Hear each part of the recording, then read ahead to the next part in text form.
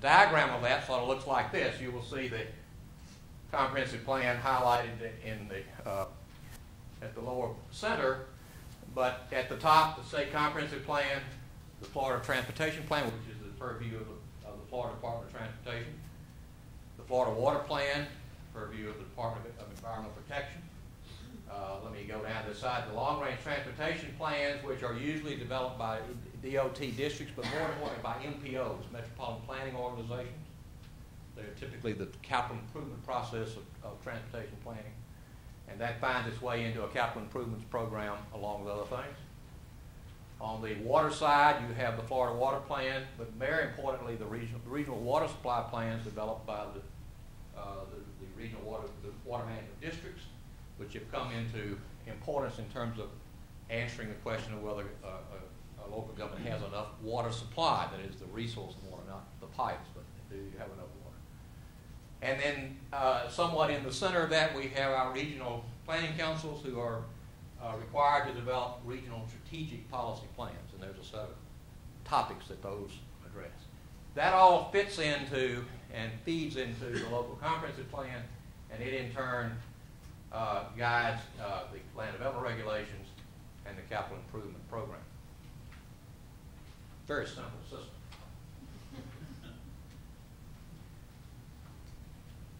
The grand coordinator of that is the Department of Community Affairs.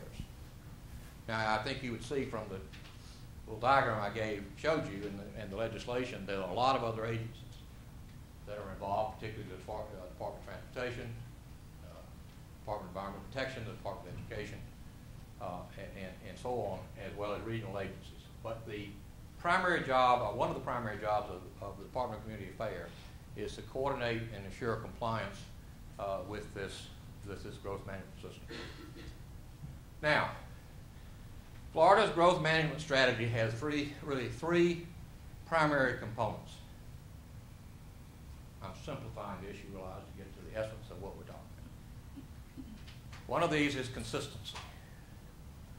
I'll expand on that in just a moment. Concurrency, which means adequate facilities. Facilities are available concurrent with the development being created. And compact design. Florida has a top-down planning program system. The concept is that this comprehensive plan must be consistent, must be internally consistent, that doesn't conflict with itself. That may sound simple, but it's not that easy to do. But it also, at least, is intended to be and supposed to be consistent with the adjoining jurisdictions, with the regional jurisdictions, with the state rules, etc. And one of the things that DCA will look at if you submit an amendment to them is this question of, is this plan consistent? Now, they won't typically look at, well, actually, they really do, at least in general, look at this consistency question, because all the agencies for which you would be expected to be consistent have an opportunity to respond and to review the comprehensive plan. Those objections, comments, whatever a local government or a regional government decided to offer would go to the Department of Community Affairs and would, if they considered it appropriate, would show up, would come back to the local community in the form of what's called objection recommendations and comment report.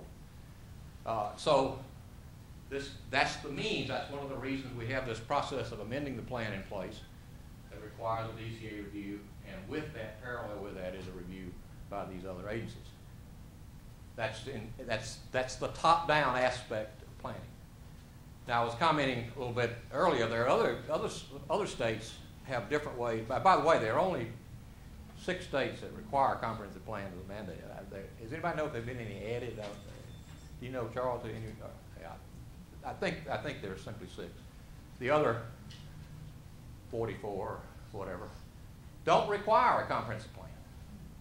They may strongly encourage one, but you can adopt your zoning ordinance without it being consistent with the plan. Anyway, so I only give that as a matter of reference. But other states, though, have other ways, even though they may have very extensive planning programs, they may use other methods. They're not necessarily top-down. For example, New Jersey uses a cross-acceptance concept, which means that they have to get approval from their adjoining neighbor, from their regional council and so forth, as they're developing the plan. They must get their approval. That's a whole different process.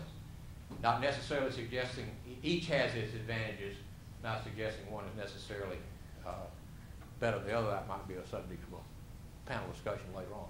But a much different kind of process, and potentially with different results. But consistency is one of the principal concepts of planning in Florida, and it operates off this notion of a top-down process. Concurrency. Adequate facilities. Adequate facilities must be in place to support development. Transportation. Recently we've added schools, 2005. Potable water, wastewater, stormwater management, solid waste, parks and recreation. By far, the transportation element of this is the most difficult. By far. And the most complex. Schools, we've actually done a pretty good job with that. A lot of work went into that, but it's also a very important part. Probably if you're looking to what infrastructure would most influence growth, transportation and schools. We've also spent a good deal of effort in the last several years on water, and particularly water supply, and I think we all understand why. We have water supply issues all over Florida, and so water supply as a concurrency issue has emerged as well.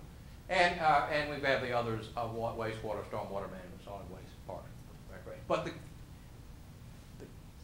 the notion here in Florida's growth management concept is that you have to have adequate facilities, and we've used the term concurrency.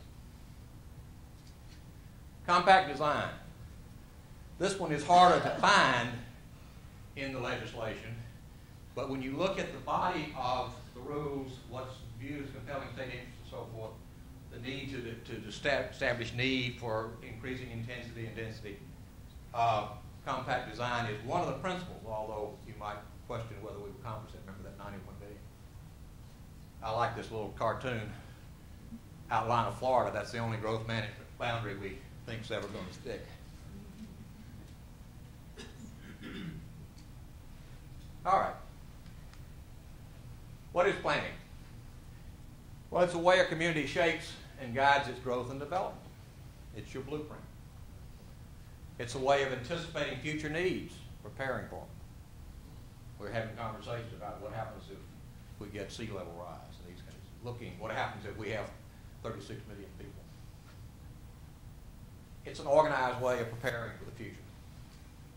If you don't plan, you're going to have very little to say about the future of your community. And if you want to make a great community happen, you're going to have to plan for it. I mean, we have many examples of communities, of segments of communities that develop without any planning what the results of that are. Generally, they're not particularly, they're not those livable communities that we looked at. What are the benefits of planning? We think there are benefits. We certainly think that the quality of life is one of the primary purposes, to maintain and improve that. A very important one, and I emphasize that because it's the heart of much of the controversy, is property rights protected. The benefit of planning is that property rights are protected. We've always believed, and shown over and over again, doesn't necessarily mean that every possible use is allowed to every property. In fact, if we did that, we would not have zoning, would not have regulation. But the restriction of a use of one property may raise the property rights or maintain property rights for the community as a whole. An example of that, if you wanted to put an industrial use in the middle of a residential neighborhood, that might be great for the property rights of the industrial developer, but not very good for the residential neighborhood. So the benefit of planning overall is to maintain property rights, generally protected. Planning also has a very strong component of economic development. It often is not pulled out in quite the way it should be. In fact, we see a lot of communities in more recent times actually including economic elements in their plans to describe what it is they mean by economic development. What type of development is considered to be beneficial and what's not. And then, of course, a benefit is providing some certainty on how the community may change. Now, I want to talk about the constitutional legal framework in a very general sense. But much of the discussion about planning, much of the debate and so forth, if you're going to understand that and you're going to see how the system works, you need to understand the constraints, the legal and constitutional constraints within which the system works and within which the decision makers and professionals that work in the system operate. I would suspect that this is an area that most people who don't have some background in planning do not understand particularly well. Let me ask a question. If a developer comes in for review, he's got 1,000 homes he wants to build out here in western Broward County. When that approval is being granted by the Broward County or whoever the government might be, is that a granting of a privilege or a restriction of a right? Yes. I think it would be a privilege because the West has more Everglades and so forth. And hold on just a second. Well, the coast was already built out.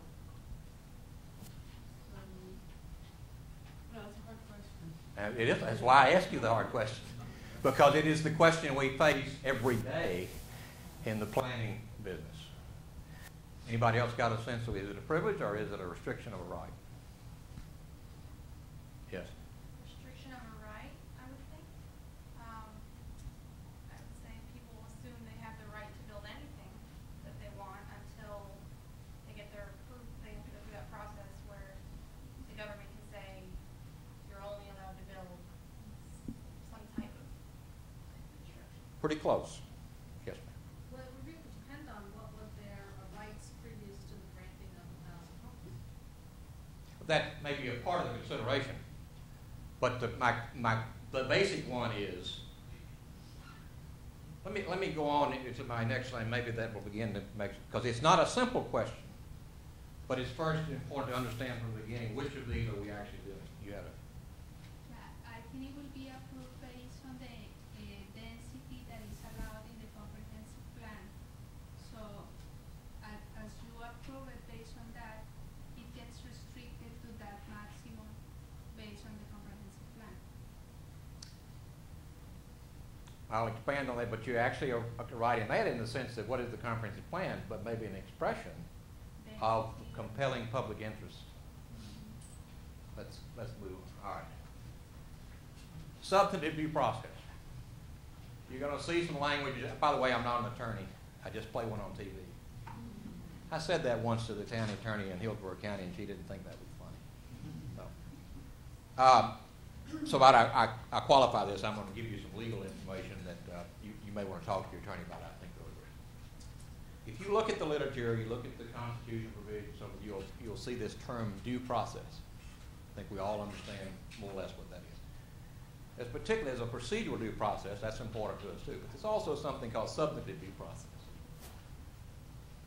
We are talking about an exercise of police power. Planning, zoning, all of that is an exercise of police power. There must be a legitimate public purpose and a rational basis to think that it is reasonably related to that purpose. When you own property, you own a bundle of rights.